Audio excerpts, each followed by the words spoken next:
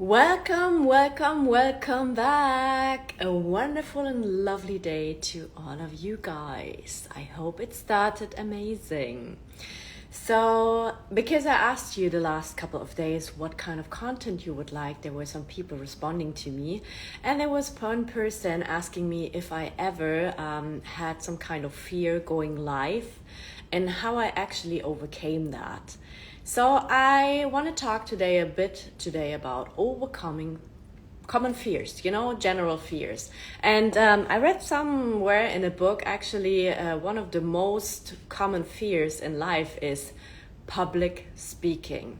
The second thing is, I think, dying by an accident and stuff like that. But the first, one of the main things is overcoming fear of public speaking. So what about me? I actually cannot remember that I really had trouble speaking up in public because since I was a child, I loved the attention. Maybe it's because I'm an Aquarius or because I'm a lonely child. I don't know.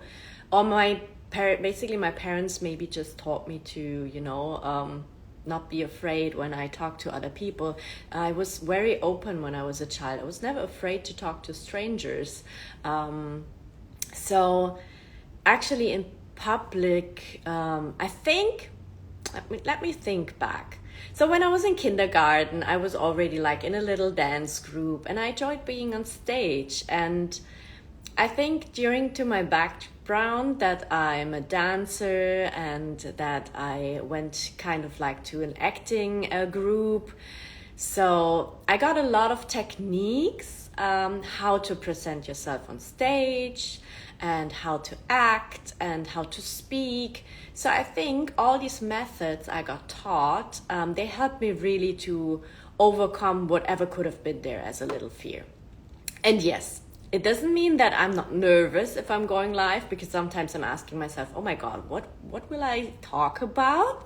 But then I say, guys, I just trust the universe. Whatever comes up might be the right thing, hopefully. So I just talk. And then, of course, the techniques, they help me to build up, kind of like a skill set, how to talk. So I was able to speak in front of hundreds of people already. Sometimes in the corporate, I holding speeches for 500 to 600 people. When I was performing as a dancer, I danced sometimes in front of 3,000 people. And it was nice. And there is another thing coming up. So actually, when I was 17, I joined a radio and I was online for every Friday. I had a session, online radio session. So I think that taught me as well a lot, because you had to speak in front of the microphone. And there you have to hold a little bit still and you think, oh my God, so many people are listening to you. But what I would tell you, because I can adapt some other fears, maybe how I coped with other fears. So I was long time uncomfortable speaking in another language, actually, because as you know, I'm German, so my mother tongue is German, and in German I'm still way more comfortable to talk. But I don't want to bring it up. Maybe in English, it shifted for me when I finished my A-level. I never was into languages, actually, when I went to school. I had English, French, but I was not fond of them. I don't know. We had not the best teachers. And I just didn't click with languages. And then I went to university and we had proper, mother tongue speakers. And there I understood the concept. And then I went international because I traveled so much. And then when you speak to other people, their mother tongue might be not English, so you lose the fear of speaking up and of just talking. So I decided at university actually to learn Spanish. And that was for me something completely new. I didn't know Spanish. I mean, I danced salsa, I had a lot of Spanish salsa songs, but Spanish in itself, it was something new. So then I went to Barcelona for my internship, and the funny thing is, when you go to Europe, everywhere people speak English, so you don't have to really speak the other language. But in Spain, it was completely different. My landlord didn't speak a word of English, so I had to literally work with my 1-year Spanish course to talk with him. And my boss, he was from Argentina. He actually was little English, but super Spanish, no German, of course. So I literally had to speak in Spanish. And guys, if you have to do that, it works.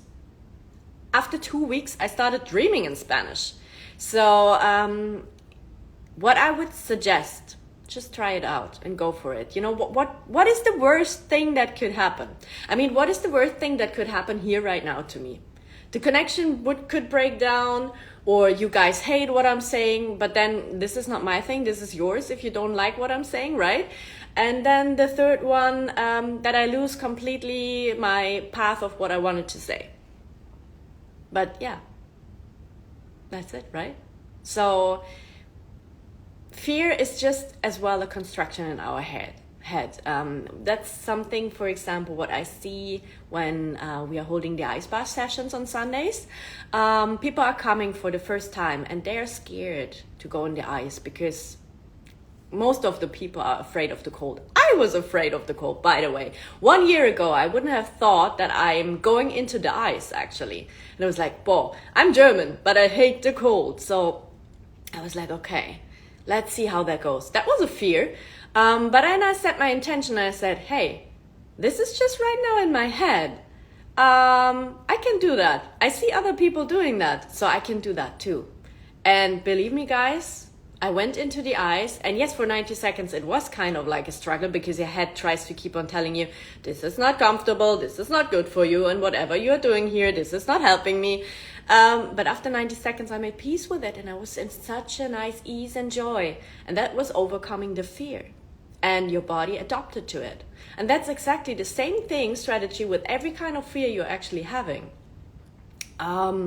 So Ian, the founder of Mulai, said, I think 2 weeks ago, he said, you know, when you come with the fear is the same interaction in your head than excitement. And you are the master of your own puppet. You can decide if you want to be scared or if you want to be excited. So I can be excited when I go on stage and be a little bit nervous, but I'm excited. I'm not scared, because if you let into your scarcity, then of course on stage might be something not so good happening. And then you're like, shit, I fucked up. Sorry for the words. So once I had, that was more in my dancing career. We were running a competition, a Stargate competition with my group, my dancing group. And the thing was, we went on stage, we trained hard for a year, but our group was not like fully aligned. There were some people who were more taking it as we just have fun with each other. And there were some people more dedicated. We want to win, we want to run, we want to show it to the world. And I was one of these, really like dedicated. So we went on stage, and the problem was I had something like, I was afraid that we kind of like mess up because of our whole situation, that we were not aligned and everything. And yeah, what happened? It was not the best experience of my life, but it taught me actually a lot.